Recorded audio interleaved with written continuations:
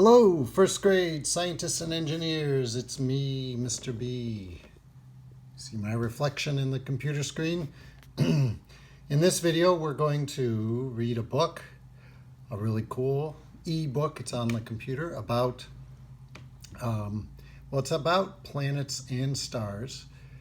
And my main goal is for us today to learn about stars, but since there's some really cool information here about the planets in our solar system, we'll take a minute to read that as well. Then we're going to watch a cool video about the stars, and then we're going to do a mystery science activity. And I'm going to walk you through that, how to do the mystery science activity in this video. All right. And then at the end of the mystery science activity video, there's a one-page assessment that I'd like you to complete and send in by Sunday night, upcoming Sunday night, which I believe is May 10th. All right, so let's get started. This book is entitled, I'll show you the title, Planets, Stars, and Constellations, right? Astronomy for Kids. I found this book on Amazon. I was able to get the ebook version of it since our library, it's not easy to get things out of the library these days. All right, so we're going to start out with planets. So that's a subtitle. That means the next few pages are all about planets. Can you guess which planet this is? Pretty good picture, huh? It's Mercury. It says Mercury takes 59 days to make a rotation, but only 88 days to circle the sun. So Mercury is the planet closest to the sun. And when they say 59 days to make a rotation, that means to spin around once. Do you know how long it takes Earth to spin around once? 1 day. That's what 1 day is the amount of time it takes Earth to spin around one time. Half the time we're in daylight, or generally speaking, half the time we're in daylight and half the time we're at night. Do you know how many days it takes the Earth to circle the sun? 365 days. But in Mercury, what was it? 88 days. All right. Next comes Venus. It says Venus is the brightest planet in our sky and can sometimes be seen with the naked eye if you know where to look. I've been seeing Venus a lot lately. There's Venus. What planet is that? There's Earth. Earth has more exposed water than land. 3/4 of the Earth is covered by water. In math, we learned what a quarter is when you divide a circle or a shape into 4 equal parts. Well, if you color in 3 of those equal parts, that's the amount of Earth that is water, and only 1 out of 4 equal parts is land. Mars is the home of Olympus Mons, the largest volcano found in the solar system. Pretty cool. There's a picture, a real live picture of Mars. What planet is that? You know it. There's Jupiter, because Jupiter has the big red dot, which is a storm, hurricane that's been going on for hundreds of years. Another interesting fact is that, Jupiter does not have a surface, and I apologize, first grade, I just apparently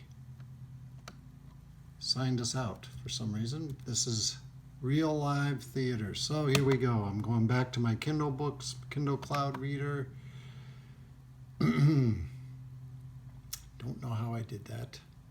Sorry about that. Okay. Yep. So that's Mars again, and now it's sinking back to where we left off. Whoops. Actually, it's not. Okay, so this is a preview now of what we're going to read. Sorry about that. So in a minute we're going to read stars and constellations, but first we're going back to Jupiter. That's Neptune, come on baby, Uranus, Saturn, and then Jupiter. There's Saturn, okay. Oh, sorry about that. All right, Jupiter. Jupiter is the largest planet in the solar system, but it spins very quickly on its axis. So it spins very quickly around the center of the planet. And as I was trying to say before I pushed the wrong button, Jupiter is all gas. There is no surface to land on Jupiter. It's all gas, which is pretty amazing. Saturn is the second biggest planet in our solar system, but it's also the lightest, the least heavy. It's also a gas planet. There it is. See those rings? Those rings are dust and ice that circle, orbit Saturn.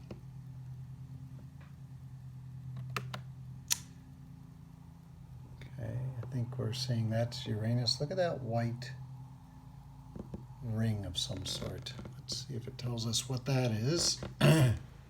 Okay, Uranus axis is at a 97-degree angle, meaning it orbits lying on its side. Most planets like Earth are either straight up and down or kind of like this and spin around like that. But Uranus is kind of lying sideways and it's spinning around like that. Pretty amazing. Neptune was discovered in 1846. In 2011, it finally made its first lap around the sun from the time that we discovered it, because one Neptune year lasts 165 Earth years. In other words, it takes 165 of our years for Neptune to orbit the sun. That's a long time. There's Neptune. And which one is this? In 2006, Pluto was no longer considered a major planet. Instead, it's now considered a dwarf planet, a small planet. All right, now we're going to go and look at stars and constellations. The star that is closest to the Earth, you know it, it is the Sun.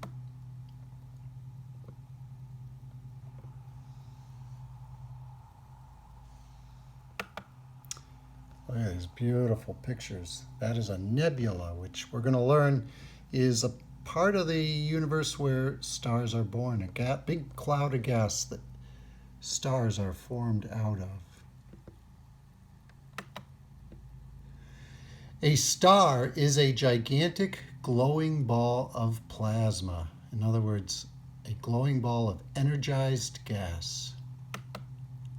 Most stars are between 1 billion and 10 billion years old.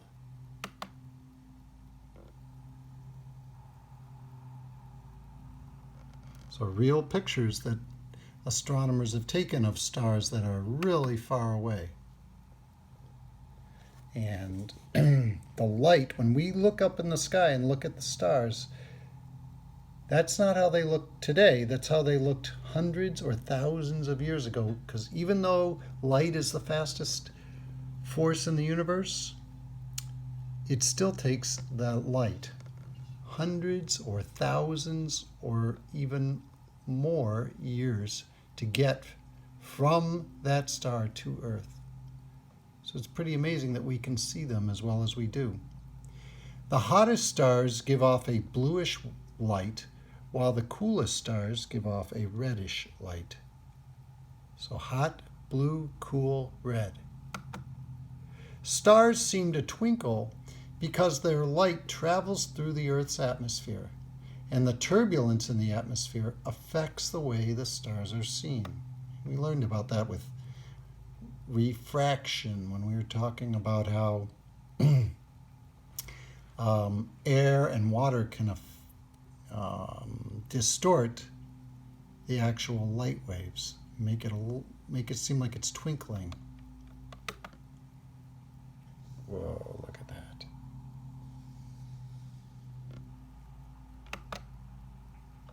Ooh, look at that constellation. So when you look at the constellations, you know, those lines aren't really up in the sky, but that's what human beings have imagined that the stars would look like if you traced lines between the stars. We're going to learn about that more in Mystery Science in a few minutes. Whoops. There are 88 official constellations.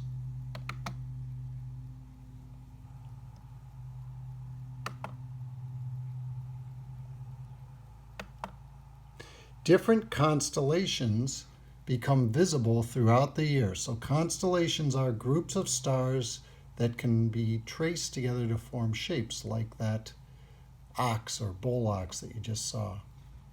All right, so that is the end of our book about space, the planets and constellations. So now I'm going to watch this short video focusing on stars. I hope you enjoy it.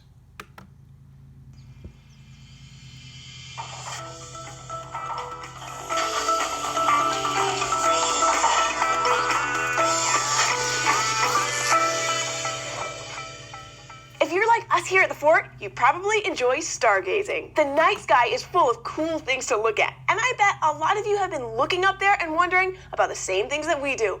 We've gotten some really interesting questions from kids like you about what you see up there. 8-year-old Alice from New Zealand has been doing some sky watching, and she recently emailed to ask us, what are stars and how do they work? Let me just say, that's a stellar question. If you look up at the night sky, all the stars that you see might look pretty similar, but don't let your eyes fool you. All of those stars have some important things in common, but they're also all different. They can be different colors like white, yellow, red, and blue. They can also be different sizes, from about the size of a planet to something many, many times bigger than the sun. But before we meet some of these extreme stars, let's figure something out first. What exactly is a star? Stars are just really huge balls of hot gas in space. And deep in their centers, all stars are constantly generating an enormous amount of energy. This energy eventually travels out from the center of the star, where it's given off as heat and light. That's what gives stars their glow. So, keeping in mind that all stars are giant balls of gas that come in all kinds of sizes and colors,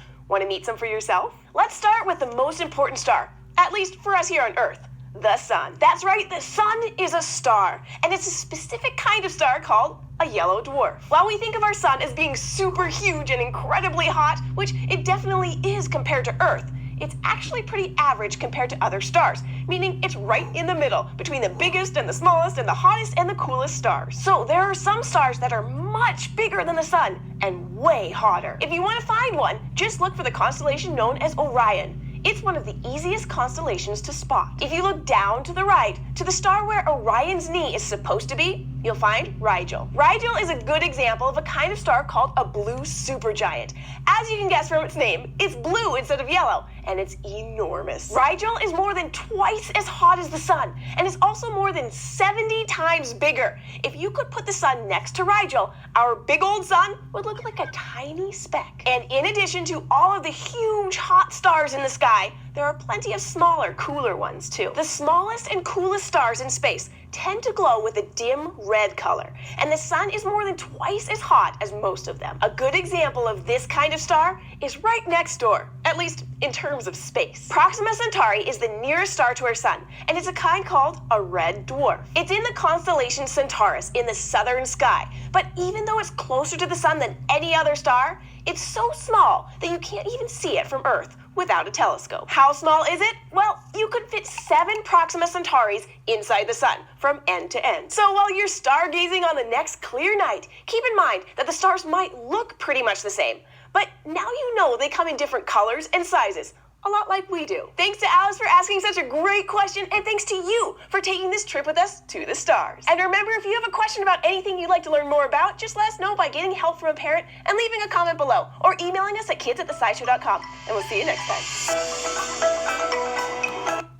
All right, I hope you enjoyed that. Pretty amazing facts. By the way, that star she talked about, Proxima Centauri, it's also called Alpha Centauri, second closest star to the Earth. It takes light 4 years to get from that star to Earth.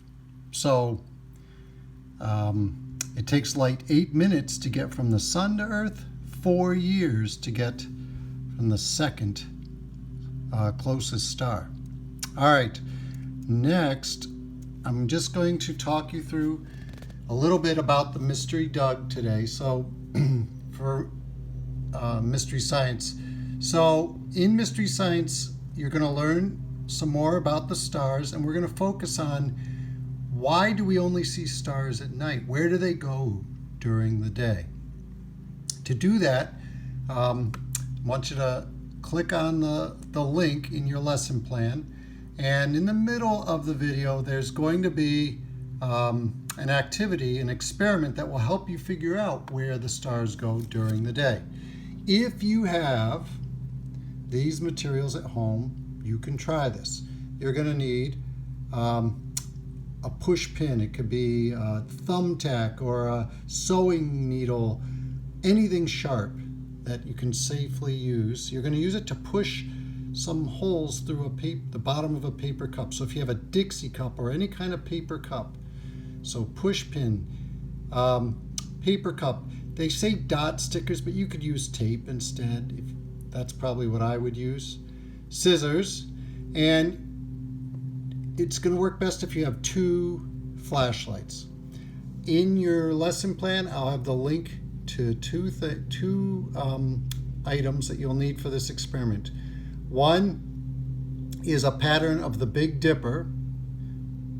So I'm going to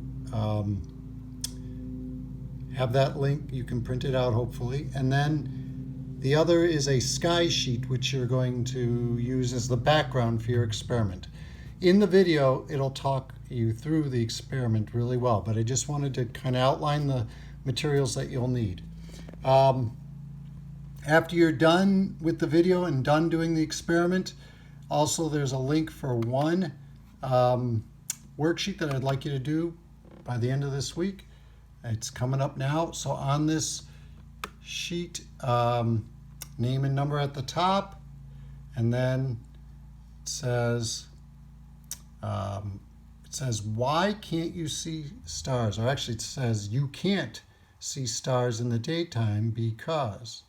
So I would like you to draw a picture showing why you can't see stars during the daytime. Label every thing that you put in your picture, and then finish the sentence. So it says you can't see stars in the daytime because, and there's enough writing lines there for you to finish the sentence. And if you pay attention to the video, even if you don't do the experiment, you will still learn why you can't see stars during the daytime. But I do hope you'll do the experiment. It'll be a lot of fun, and you'll get the information in your brain even better. All right, thanks a lot, scientists and engineers. Have a most excellent day. Enjoy traveling to the stars. As they say in Spain and in Mexico, where this week we're celebrating Cinco de Mayo, adios, amigos.